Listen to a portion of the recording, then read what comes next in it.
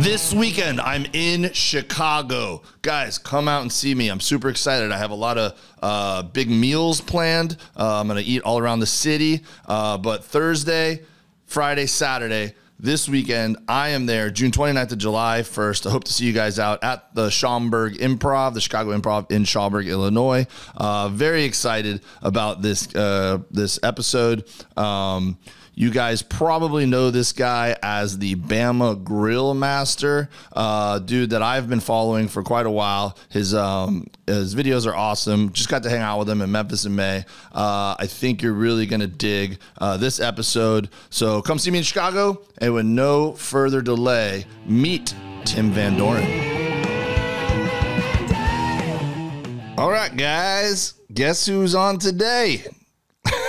It's my buddy, Tim Van Doren, otherwise known as Bama Grill Master.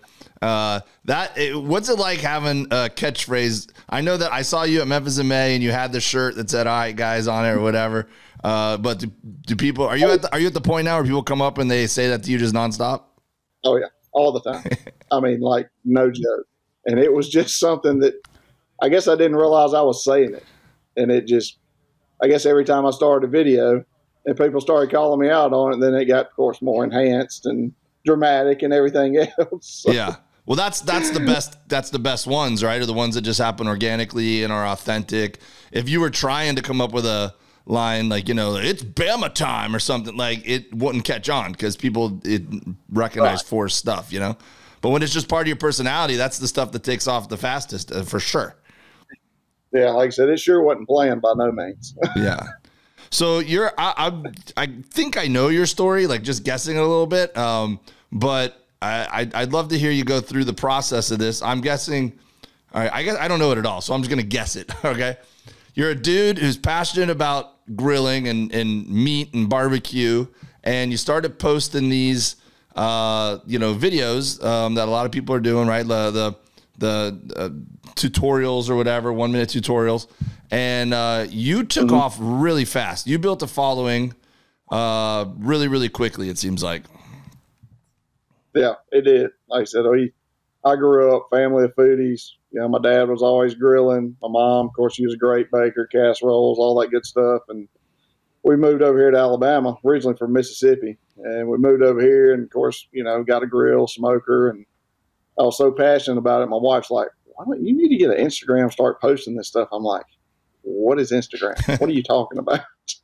Didn't even know what it was. So we got on there, started messing around, but it's real funny to go back and see the pictures and the stuff when I very first started. Oh my God, it's horrendous. Good Lord. But now, kept trying to get better and better. And yeah, it took off. I think probably Derek Wolf over the Fire Cooking. Me and him been big buddies since I started. And I think he was the very first one that I noticed starting doing the voiceover stuff. And then I kind of followed in his footsteps with that. And so it just kind of took off from there. But yeah, it's been a fun ride, I can tell you that. And I've learned a lot too. I ain't the best in the world. I learn something new every day watching different people. Yeah.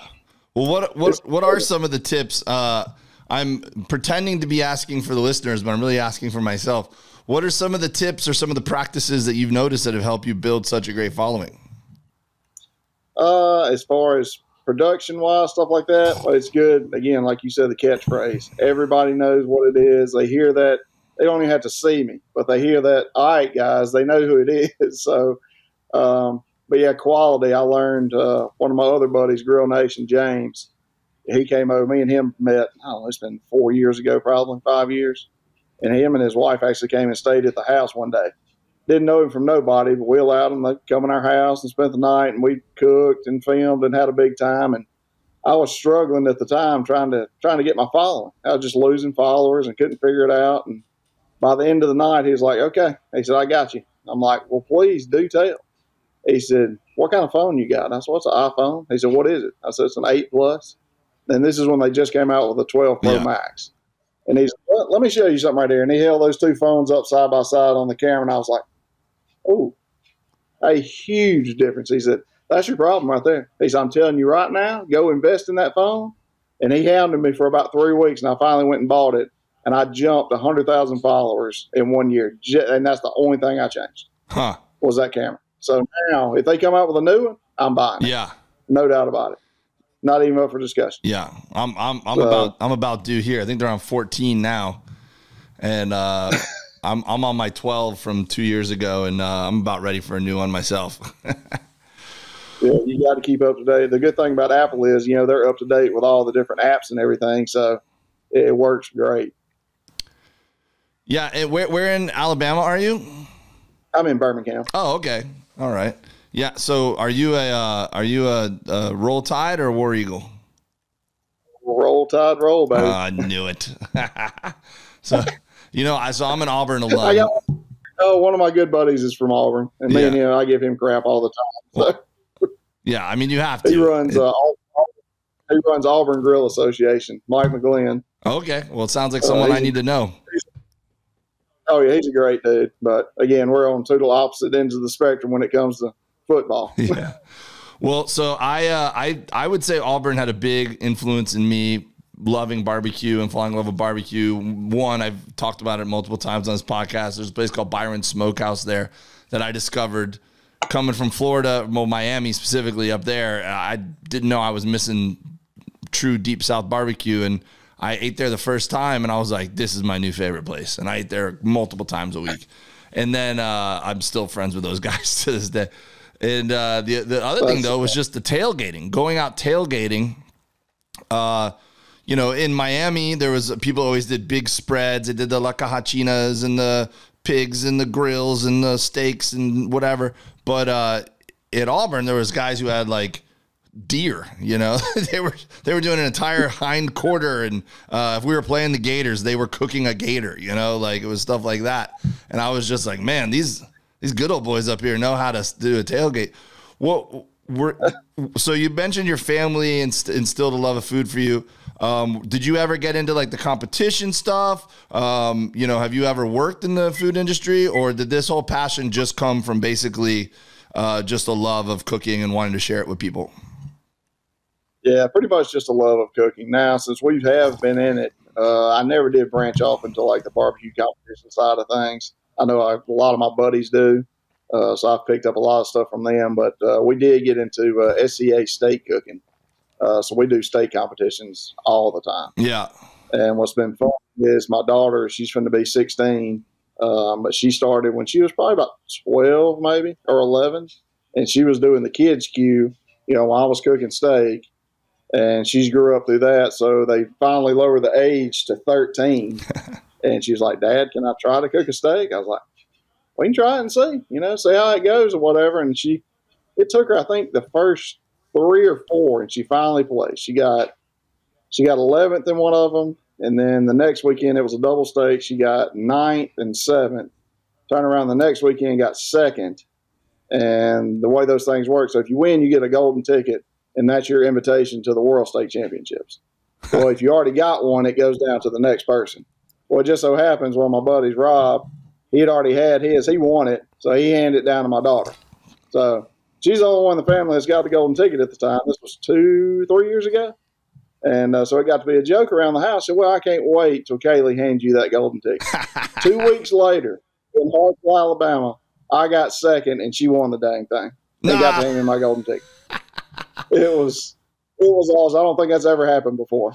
But it was awesome. So, yeah, she's as good a cook as I am. And now my little boy's starting to dabble in a little bit. My wife does all the ancillary stuff. So it's a family affair for sure. We just love it. It's a passion that we have, and we love it. Nice. I love that, dude. What do you think? You said you're from Mississippi. You've been in Alabama a long time. What do you think? Is there any Alabama in your cooking? Like, is there any influences that you get from that part of the country? Yeah, so Alabama, which I guess I never had it till I moved over here. Big Bob Gibson's, Chris Lilly.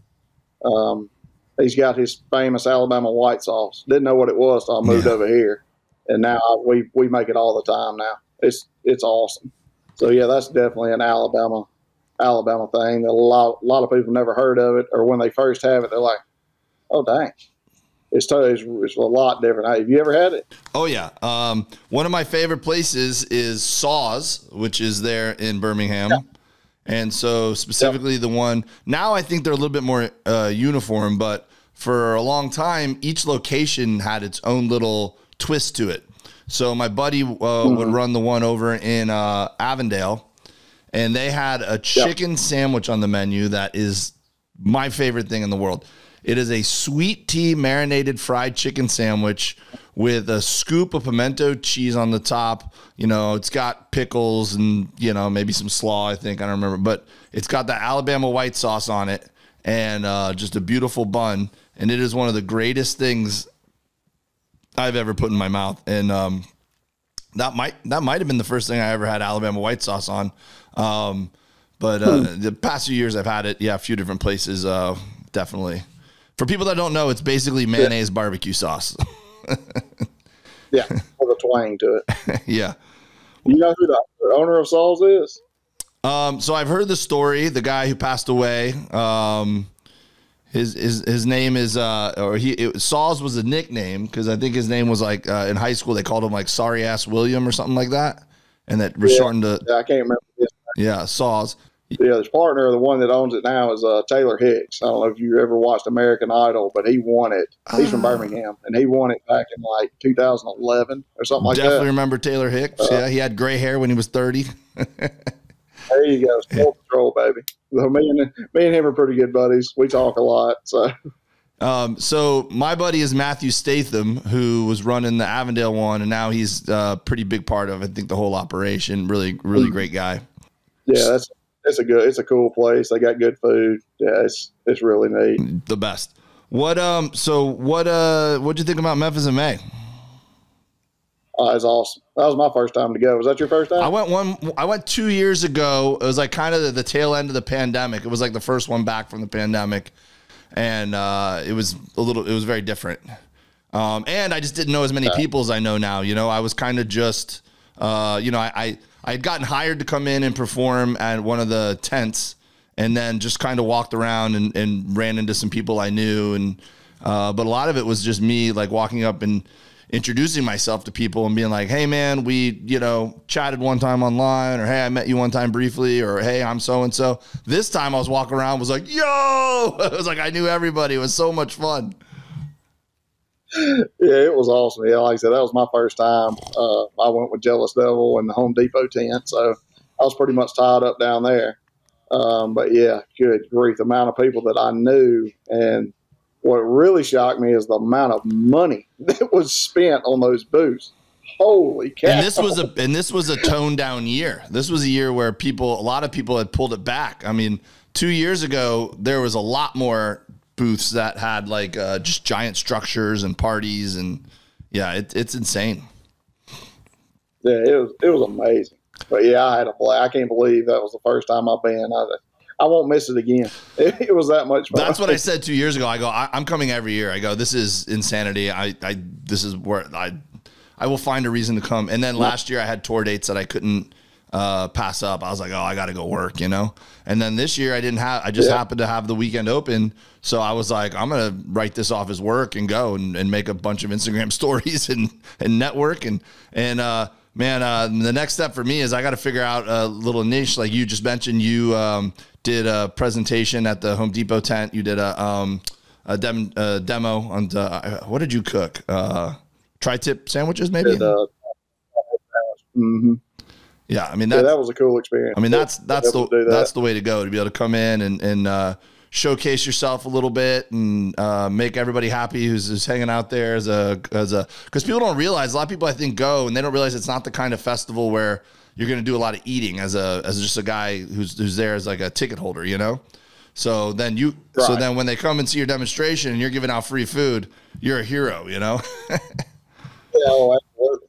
Yeah, but I mean, I got some offers to go cook on some teams and stuff, but I mean, I would much rather either perform. If I could get the festival to let me have a tent and I'll turn it into a comedy club for the weekend, and we'll just run shows a couple times a night, or we do live podcasting, or I'll even, if I could host some of the stage stuff. I just went down and did the San Diego Egg Fest, and they kind of hired me and just said, yeah, just do whatever. So like I got on the mic and hosted some and kept people informed. And I jumped up with Barbecue Buddha and I joined him on one of the demonstrations. And then I walked around with the Big Green Egg phone and did the live stream and walked around my own account and did Instagram stories. And that's the niche right there. I just want people to hire me and go, hey, be you, have fun. Yeah, that's what it's all about right there. Chris, that was the first time I'd met him too, Barbecue Buddha. Yeah, he's great. We've been friends forever too. Great dude, it's man. It's really cool getting that you see, that you talk to all the time online. It's really awesome when you finally get to meet him in person. Yeah, sometimes you feel like you know him so well that you're hanging out and you realize like, man, this is the first time we've ever actually hung out face to face. Like sometimes I forget, you know? Yeah, feel like you've known each other forever. Never even met. So I heard a rumor, so I hope I'm not getting this wrong, but are you going to be down at Key West for the W Sauce Guys fishing tournament event? There is a great possibility of that. All right. Actually, 100% of that. Okay. Yeah, I think by the time this comes out, they'll have it all announced and everything. So I don't think I'm letting a cat out of the bag. Oh, yeah. And I'm gonna be there as well. Pretty stoked about it. I'm just gonna go ahead. I'll edit it if they want me to edit it out. But it's gonna be an awesome event. It's for charity, first of all, which always makes it a cool thing to be a part of. The first day is going to be a fishing tournament. There's going to be teams of 3. There's going to be like 10 to 15 teams of 3. I'm going to have a team. Bunch of different barbecue guys are there, have it with their own teams. And then the first day is a fishing tournament. The second day is a lobstering tournament. And then we're going to meet up on an island or a sandbar where they're going to have grills set up. And we're going to cook the lobster. And then the third day is a barbecue competition set up at the resort with the grills or smokers set up around the pool. It's going to be and have you ever been to Key West before? No, never been. So I'm really looking forward to it. Let me tell you something. As fun as Memphis May is, Key West is an amazing place. You are going to have a blast. It's one of my favorite places on earth. Yeah, I'm actually bringing my wife and my daughter with me. So you get to meet everybody. There you go. Can't wait. I'm leaving my little boy with the in-laws this time. There you go. So that's cool. You mentioned making your family part of the experience and everything, and your kids are doing the steak cook-offs and everything. And my youngest son, he's kind of into it as well. He's started helping me when I do. I sell barbecue at one of my comedy shows, and so he gets involved to help me serve it and slice and all that kind of stuff. And he's into cooking a good bit and all that. But what do you think what do your kids think when you get recognized places or when they see you're following online? Are they into it since they're also into the barbecue world? Or 'cause my kids are just like, my kids make fun of me every chance they get for it. My kids are a little older though, I think, than yours is. So they're teenagers, so they're a little bit evil. But I got boys, so they love razzing me about it. But what do your kids think? Yeah, so my little boy, he's oblivious. He just, friends. It's funny when we go to these steak competition. It's like one big family. It's kind of like barbecue too. Everybody knows everybody, and it's great. But we'll go out to eat somewhere with my daughter or something like that, or we'll be anywhere, and somebody will be like, "Are you the man?" Well, I am the man. It's like, damn, that's so embarrassing. And then all of her friends at school was like, "When's your dad gonna come cook for me? When are we gonna get some of that food?" Yeah, I get that a lot too. It's funny. Oh yeah, she's into it for sure. Well, let's talk about the food. So now, is it getting harder and harder to come up with new recipes to put out there and get? You got to get pretty creative at this point, right? No doubt. I mean, that's our biggest struggle is trying to come up with my wife. She gets so mad at me. She's my camera crew. She's my editor. She's my everything. I tell everybody needs a Samantha. No doubt about it. And she, we throw ideas back and forth at each other, and then I just get so mad, and she gets so aggravated, and she'll throw an idea. I'm like, that's all right. We've already done it. That's already been done. Yeah. She's like, everything's already been done. I said, you're right. I agree. Yeah. So you just got to. It is a struggle. You just got to reinvent it now. You got to. You did the tri-tip already, so then you go back around, you make the tri-tip sandwich kind of thing. You just repackage the same thing basically.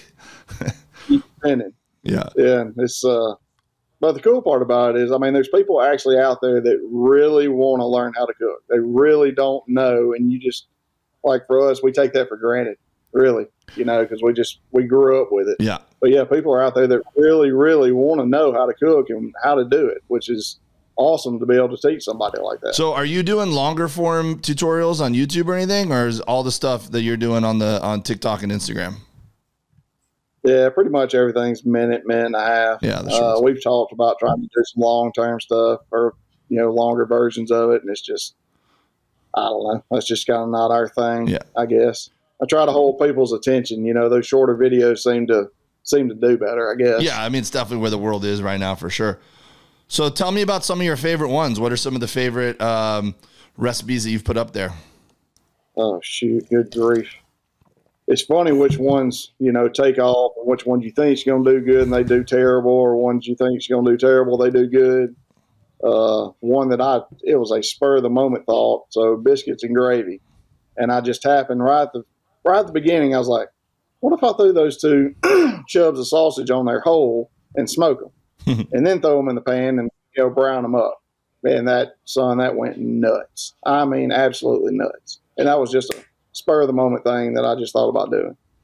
So you never know. I mean, steaks are our world. I mean, good grief. It's amazing the amount of effort and time and prep you put into a steak competition steak. Holy cow. But that's probably one of our favorite things to cook, steak. So let's do a deep dive on steak. What's the difference between cooking a steak at your house versus cooking a steak for one of these competitions? So competition-wise, they give you 30 seconds. You get two picks. You know, you draw a poker chip. You go through a line of ever how many people. A table lined up with steaks. You get 30 seconds to pick one. The line flip-flops. You switch tables. Go through again, pick another steak. So you got a practice steak. You got a turn-in steak.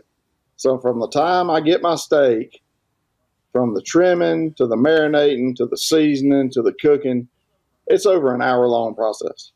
I mean, just a nonstop, one thing after the other. Now at home, oh, shoot, we'll throw salt, pepper on there, reverse sear it, be done with it. No trimming, no nothing. So but it's one of those things. So the judges, this could be, you know, each competition pays $1,000. That's $1,000 steak. So you're trying to pack all the flavor, all the tenderness, everything you can for a bite the size of your thumb. That's all those judges get, you know, to taste your steak off of. So you're trying to pack all that into one bite. Man, sorry, I could listen to you just talk about that for I was hoping you go on for another 20 minutes. So then do you pretty much know when you pull it? Because look, it's a big difference when you're doing barbecue low and slow and you're cooking something for 12 hours, right? Versus you're cooking a steak, you know, yes, there's an hour of prep time, like you said, but I mean, the cook itself is pretty quick, you know? That's got to be like the margin for error is so much smaller. Right. When you pull it off, do you kind of know like, oh, I nailed this? Or are you like, I'm not going to know until we cut into this and I see the bite? Nah, I mean, yeah, temperature wise, but the thing about, you know, the doneness of it, they're looking for a perfect medium, wall to wall pink, you know, a perfect medium is a 10. Well, there's a lot of factors in that. If they're judging outside, the steak's going to look different. If they're judging inside, it's going to look different. If there's fluorescent lights, it's going to look different than LED lights. There's so many factors to play in that. So that's where your practice steak comes into play. You know, you cook it to whatever you think it needs to be, and you cut it and you look at it and they're like, oh, holy cow, that's way under or that's way over. So then you have to adjust off of that. So it's a lot that goes into it, especially, you know, the appearance too. I mean, you got to have your lines just right. You know, if your line don't go all the way out to the edge, you're going to get dinged on it. Well, if you get dinged, you know, let's say, you know, there's 5 judges. So the max you can get is a 10 per judge. Okay, well, let's say you got a 45. Well, it's all 9s from all the judges, but that kills you. I mean, it's not bad, but it kills you. If you get all 9s, you're done, pretty much. So the only thing that they can score higher is taste, and they can score taste up to a 10.9. So what really, I mean, it sounds like there's very little things that can set one steak off from the other on the taste. If it's just, What do you think is the most important thing? Is it the injections? Is it the rubs? Is it just getting everything just perfect? I mean, I don't know, man. It just sounds so like anxiety driven for me. It's everything. I mean, you got to think about texture too. So you're scored on appearance, you're scored on doneness, you're scored on texture, taste, and then overall appearance or overall impression of the steak. So it's got to have that perfect bite. So if it's too chewy or if it's too soft, you're going to get dinged on it. So you got to play around with your texture and make sure you get it right. I got to go check these out. Be I got to get into this shit. I had Brett on the show. I talked to Brett about it, and this was before the pandemic. Oh, did you? Yeah. So I was like, dude, I'm in. I'm gonna be a judge, or I'm gonna come compete or something. And he's like, yeah, let's go. And then the pandemic happened. So I need to circle back with him. I need to get involved in this steak world. Oh, no doubt. Oh, you'd love it. Well, taste is one of the things. Of course, taste is subjective, but it's one of those things you want an even kill. You don't want something standing out more than anything. You just want a good beefy bite. Nothing that just pops you or anything. Just a good even taste. Makes sense. Which is tough. Yeah, it sounds like a metaphor for life. Of course. Yeah, exactly. That's all barbecue is, right? It's just all analogies. All right. So that's when you're at those competitions, you're pulling a steak off a table that they got there, right? When you're at your house and you're cooking a steak, what do you think's the perfectly sourced steak? Do you like stuff that's higher shelf? Like you a grass fed or grain? Do you have any opinions on any of all that stuff? You like getting a tomahawk? You like a strip, or do you just like it all? Yeah, I mean, I pretty much like it all. I'm a ribeye guy for sure. I mean, it's real funny. I really hadn't played around with grass fed that much, but certified Piedmontese, I got hooked up with them, and yes, that's a completely different animal. I mean, it's a good, there's no fat, but it's a great beefy, it's just a dang good steak. And then of course you got your prime and your Wagyu and all that stuff that is just rich as all get out. So, oh yeah, I'm kind of all over the game. I like it all. Bro, yeah, let me jump on this certified Piedmontese bandwagon. They just sent me a box, and I cooked up for Father's Day some of their steaks for the first time. And I am a believer, dude. It just like you said, super lean, not very fatty. It's grass-fed, grass-finished. The cows are in Nebraska, but it's an Italian bloodline. And the genetics of that cow have just made it very lean, yet the meat is super tender.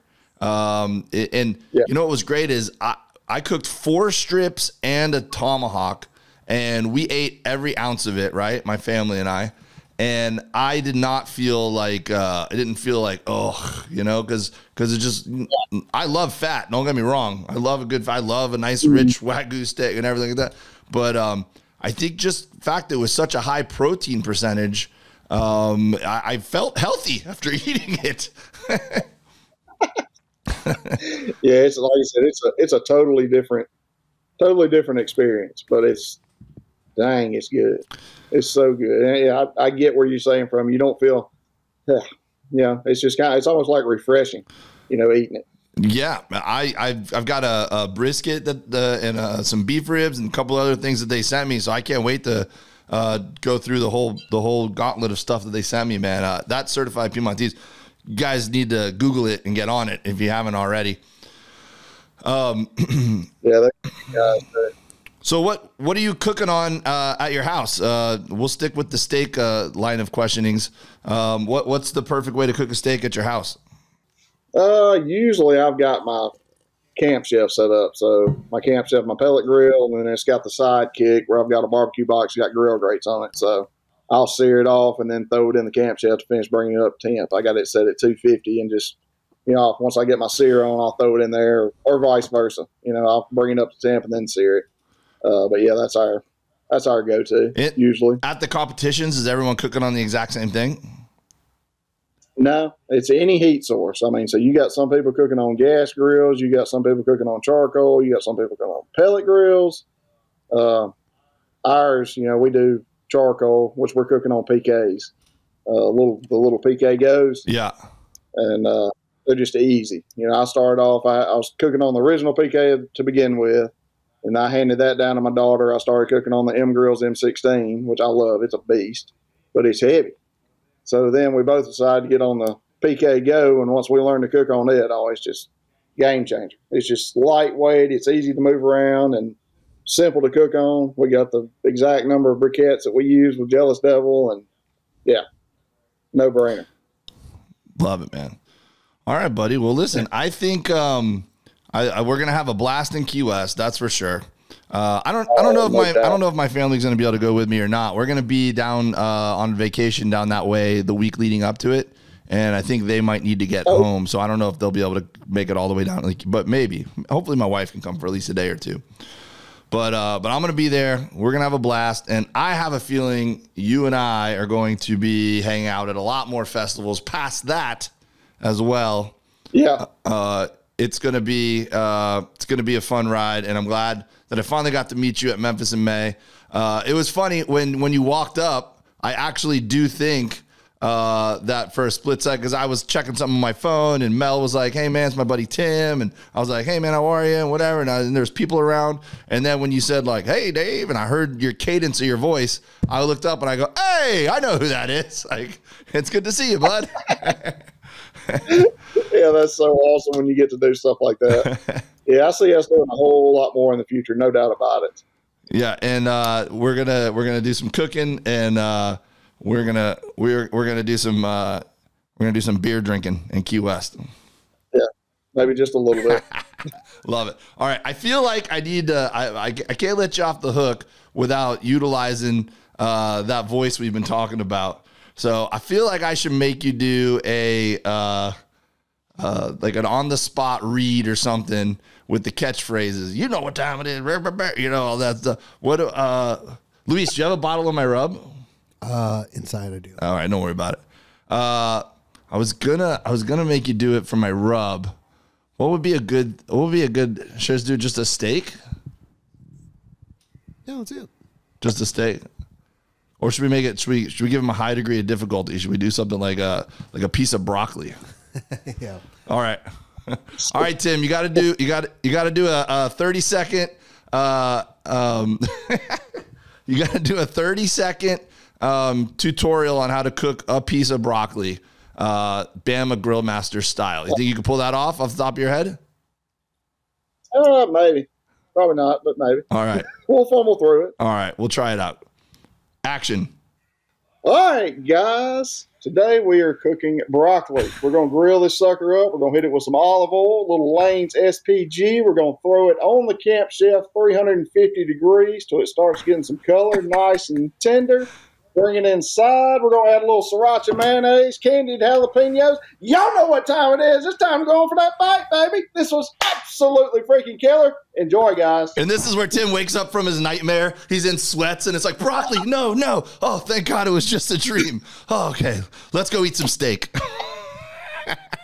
That's right. Oh, all right. I love it, dude. All right, buddy. Well, I can't wait to hang out with you, man. Can't wait to meet your family. If you're not already following Tim at Bama Grill Master, go do it on the TikTok and on Instagram. And is there anything else you want to promote, bud? No. We got W Sauce, Camp Chef, Lanes. Stay tuned. Coming up probably in the next week, beginning of the next. We got a bomb coming out that we're going to drop. Oh. So stay tuned for that. All right. I can't wait for the bomb. Yep. And just one last piece of constructive criticism. Instead of hitting it with the Lane's SPG, you should have said hit it with the Meat Dave all-purpose seasoning and rub. The opportunity was... I didn't know you had that. Yeah, dude. I'm going to send you a bottle. Oh, that's awesome. I appreciate you, buddy. Shoot, yeah, man. Like I said, I'm looking forward to Key West. It's going to be a blast. Hell yeah.